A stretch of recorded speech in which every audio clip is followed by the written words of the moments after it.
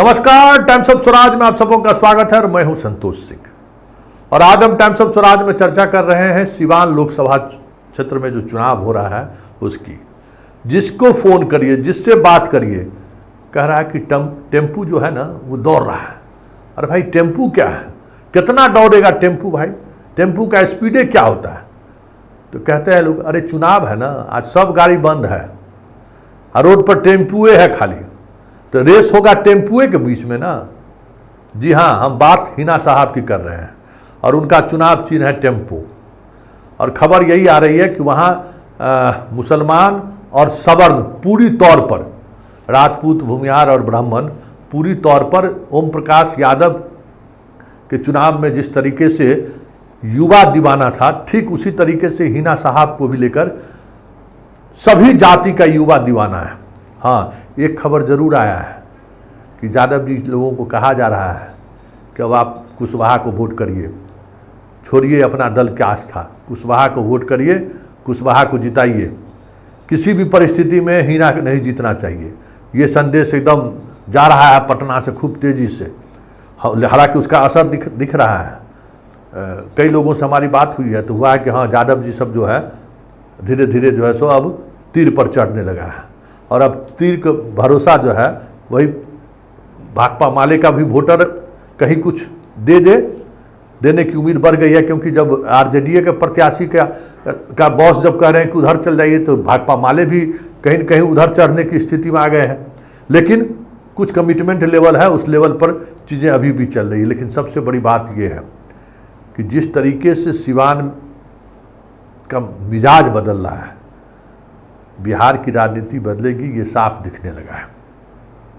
और मुसलमानों के साथ जिस तरीके से हिंदू वोटर एग्रेसिव होकर देखे ही ना, एक विधायक जी, बीजेपी के विधायक जी हैं व्यास जी, अपने एक बड़े समर्थक को फ़ोन किए और समर्थक ने किस तरीके से उनके साथ बातचीत की।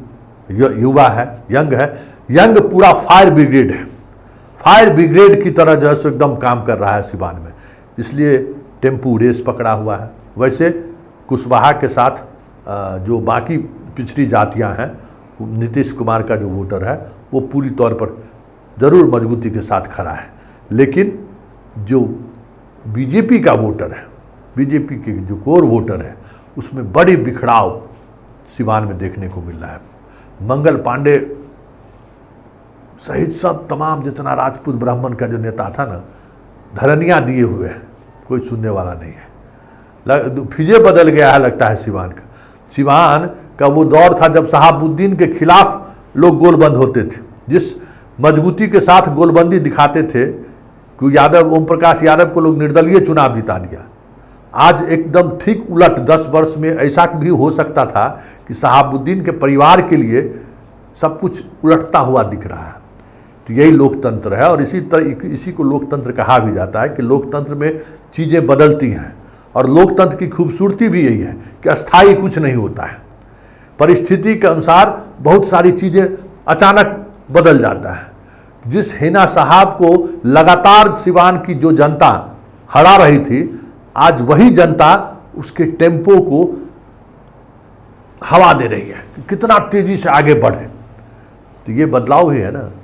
और लोकतंत्र की यही खूबसूरती है कि चाहने वाले जो चाह ले, पब्लिक का जब मिजाज और तेवर बदलता है ना, तो समझिए कि आंधी चल जाती है। और जब आंधी चलता है तो बड़ा बड़ा पेड़ भी उस आंधी में उखड़ जाता है। विश्वास के साथ आप इस बार सोच समझकर दिल से मत का प्रयोग करेंगे और अपने विश्वास के साथ विश्वास मिला के दिल से सोचकर इस बार सिवान को 5 साल के लिए देना है, तो विश्वास के साथ दीजिएगा। जो आपके दिल में है, जो जमता है कि हाँ ये मेरा सेवा कर सकता है, मैं कहूंगी दलों को आपने देखा है, एक बार निर्दल को देखिए। मैडम, आपने कहा था कि जिस पार्टी को छोड़ दी उस पार्टी में नहीं जाएंगे। बिल्कुल नहीं, 110%। तो क्या इशारों में कुछ? कोई इशारा नहीं है। मैं सिवान की हूँ, सिवान की बन के रहना चाहती हूँ, सिवान की सेवा। पुराने विकास फिर होंगे, जितने पुराने नए सारे